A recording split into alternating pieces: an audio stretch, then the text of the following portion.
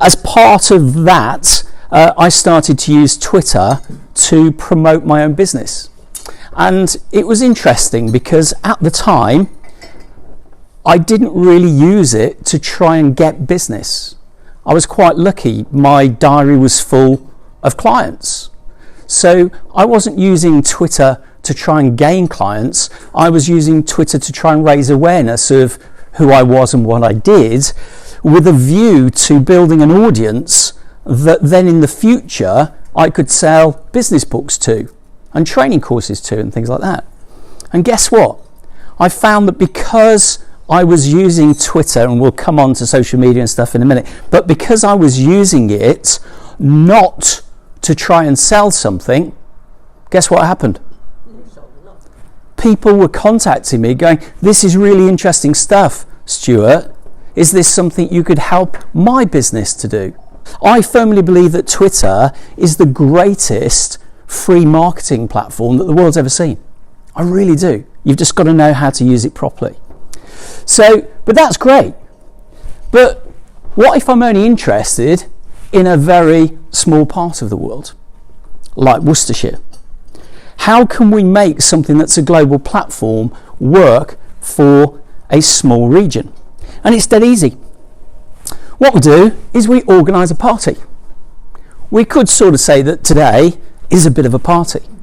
You're never going to get a good party started if people don't know where it is and when to turn up.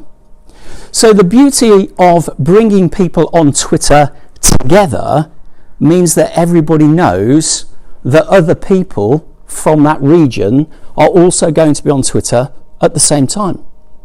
So that's what we did. I set a time of 8 o'clock on a Monday evening, and the first one was run on the 6th of May 2013, and 37 businesses took part on that first Worcestershire Hour. We shared some tweets, generated a few hundred tweets. We had a bit of fun. Everybody thought it was a great idea, and everybody agreed we should do it again next week. That next week became a month, that became a year, that became 2 years, 3 years, and will be 5 years old on Bank Holiday Monday at the start of May. It replicates real life, or it should. And that's for me one of the key things with this. We've come together today as individuals. Some of us knew each other, some of us didn't. If we don't know each other, then we perhaps get introduced to new people. We then get chatting. Sometimes there might be synergy between what they do and what we do, and we get talking. We might exchange phone numbers or email addresses. Some of those connections may well go on to be meetings. Some of those meetings may well go on to other things. That's what happens in real life. And it's called social media for a reason. It allows you to do the same things, but virtually. This is a leaflet. It's hard copy. It's been designed, it's been printed, and it has been given to me. This might have come through my letterbox. It might have been delivered with a newspaper. Okay? We're relying on the message to do our selling for us, to persuade people to do something, whether it's support a charity or buy something from a business. Social media marketing, here's an easy thing. We just turn this hard copy leaflet into a photograph, into a JPEG, and we post it on Facebook and Twitter. All we're doing is posting a hard copy online. It's just the same thing. We're still relying upon the words and the message there to do our selling for us. That is social media marketing. And there are lots of people out there that will charge you lots of money for something that takes them seconds to do. Just warning you. What I teach and what I encourage and what works better than that, because what do we do on telly when the adverts come on? We go and make a cup of tea. Yeah? What do you do when you're reading a newspaper and you come across an advert? Unless it's a really good one, you ignore it and you go to the next news item. What do we do on Facebook when we get the pop-ups come up or the adverts come up? We ignore them. Okay, that is marketing. The reason why Worcestershire Hour works, it's because it allows people to start conversations. This is what people that use it say about us, and anyway, we've got people from St Richard's Hospice here today. I put on yesterday's Wednesday lunchtime one, I said to people, what do you like about Worcestershire Hour, because I'm doing a talk, and if I like your reply, I'll stick it on the screen.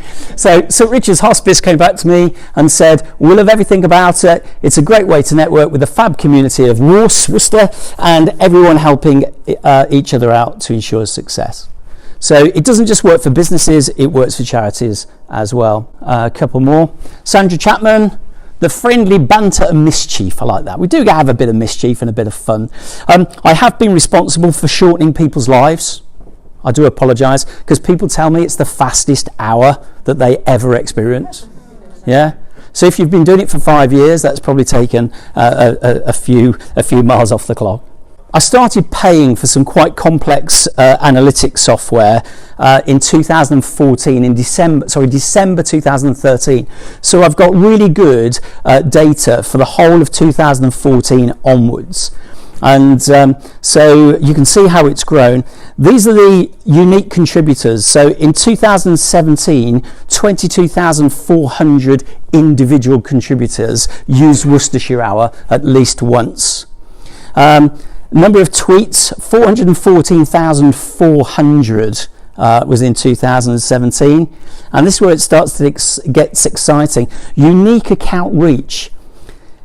If I've got 87,000 followers on one of my accounts on Twitter, 87,000 followers. We've got 19,000 followers on the Worcestershire account. What that basically adds up, if I do a tweet, if I do a Worcestershire Hour tweet, it adds in my 87,000 people. But if half of those are also in the Worcestershire Hour number, if Worcestershire Hour then retweets my tweet, it doesn't count them twice, it only counts them once. So this is a unique reach number. 18.6 million individual Twitter accounts got at least one tweet that contained the hashtag in 2017. 18.6 million. Bear in mind that the population of Worcestershire is... No, not the county. You're 500,000, roughly 500,000. Yeah, so what we're doing is we're putting the name Worcestershire out there way beyond the boundaries of the county. He actually said on a tweet, he said, I've lived in this county all of my life, but nothing has made me feel more connected with that community than Worcestershire Hour. So, that is one of those things that sort of really made me think, when you set something up, you don't always know what's going to happen. And those sort of fantastic unintended consequences are quite fantastic.